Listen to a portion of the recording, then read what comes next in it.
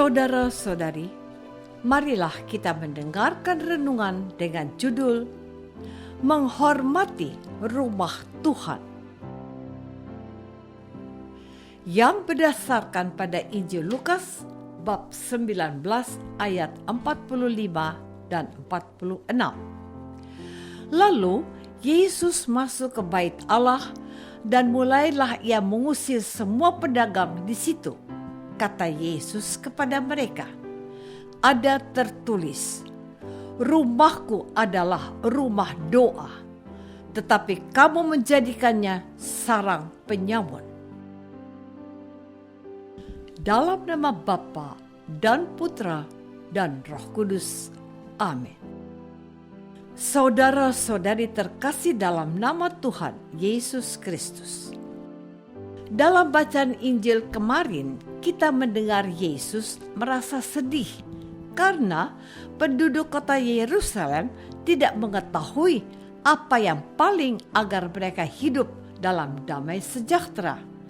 Sementara bacaan Injil pada hari ini masih melanjutkan kisah perjalanan Yesus ke Yerusalem.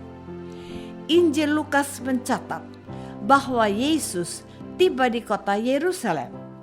Dan sesungguhnya ini adalah perjalanan yang mengakhiri hidup Yesus sekaligus hendak menyelesaikan tugas yang telah Yesus terima dari Allah. Sebab sengsara dan kematian merupakan bagian hidup Yesus yang tidak bisa ditolak.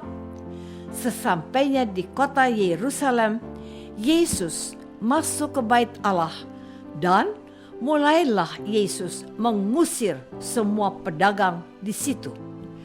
Melihat para pedagang yang berjualan di bait Allah, Tuhan Yesus berkata, "Ada tertulis, rumahku adalah rumah doa, tetapi kamu menjadikannya sarang penyamun." Tiap-tiap hari Yesus mengajar di dalam bait Allah. Imam-imam kepala dan ahli-ahli Taurat serta orang-orang terkemuka dari bangsa Israel berusaha membinasakan Yesus, tetapi mereka tidak tahu bagaimana harus melakukannya, sebab seluruh rakyat terpikat kepada Yesus dan ingin mendengarkan Dia. Saudara-saudari terkasih, bait Allah adalah tempat yang paling suci bagi orang Israel. Di dalam bait Allah tersimpan 2 lok batu yang diberikan Allah kepada Musa. 2 lok batu adalah benda yang amat kudus, yang jadi lambang kehadiran Allah. Dengan kata lain, bait Allah merupakan tempat berdiamnya Allah. Walaupun dengan catatan khusus bahwa Allah yang maha besar tidak mungkin tinggal dalam tempat buatan tangan manusia.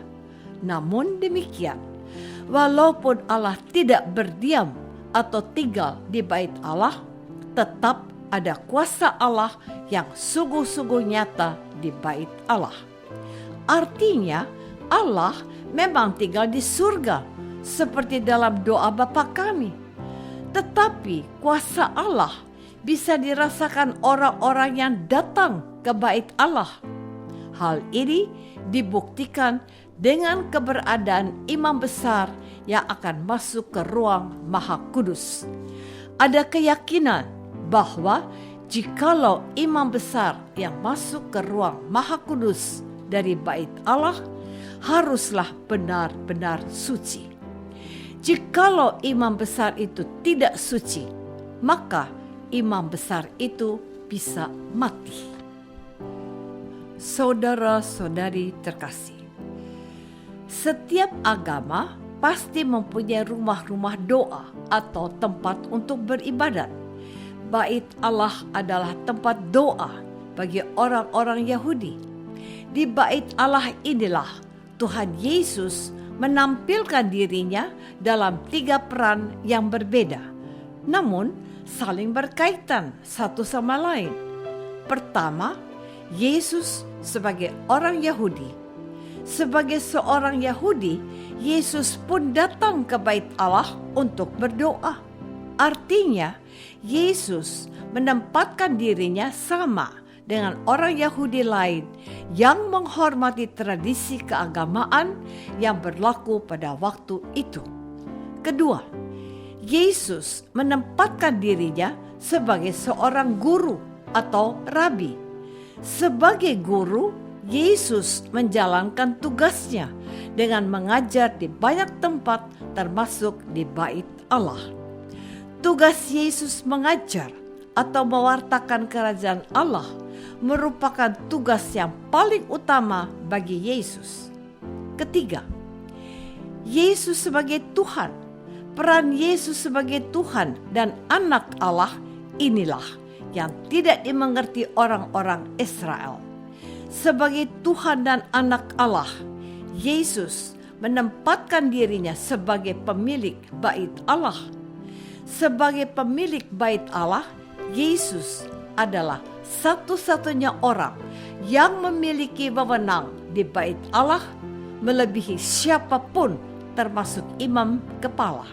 Karena itu, Yesus merasa berhak mengusir mereka yang menyalahgunakan bait Allah. Saudara-saudari terkasih, Yesus memberi contoh bagaimana kita menghormati gereja. Sebab dalam gereja ada Tuhan yang berdiam di tabernakel. Maka sudah sepantasnya kita menghormati gereja sebagai rumah Allah. Menghormati rumah Allah merupakan bagian dari penghormatan kita kepada Allah. Sebagai perbandingan, kita dapat melihatnya dalam kehidupan sehari-hari sebagai manusia biasa. Misalnya, kita mencintai seseorang dan orang yang kita cintai memiliki rumah yang sederhana. Maka ketika orang yang kita cintai memiliki rumah yang sederhana, maka mau atau tidak mau kita harus belajar mencintai dan menghormati rumah orang yang kita cintai walaupun sederhana.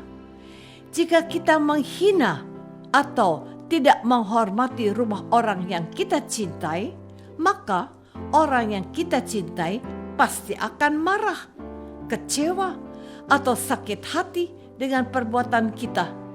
Hal yang sama terjadi dalam hubungan kita dengan Tuhan.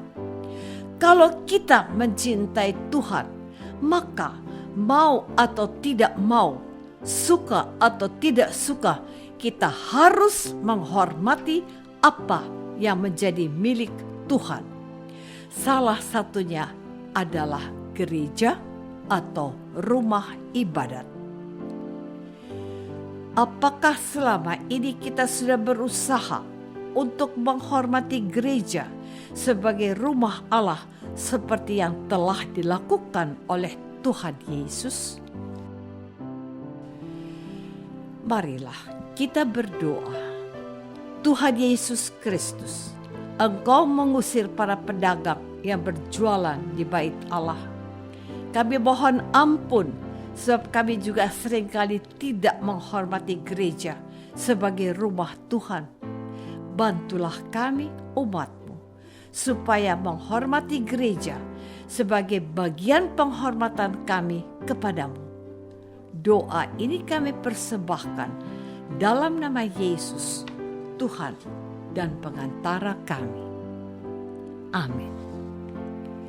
Semoga kita semua selalu dinaungi dan dibimbing oleh berkat Allah yang Maha Kuasa. Dalam nama Bapa dan Putra dan Roh Kudus. Amin.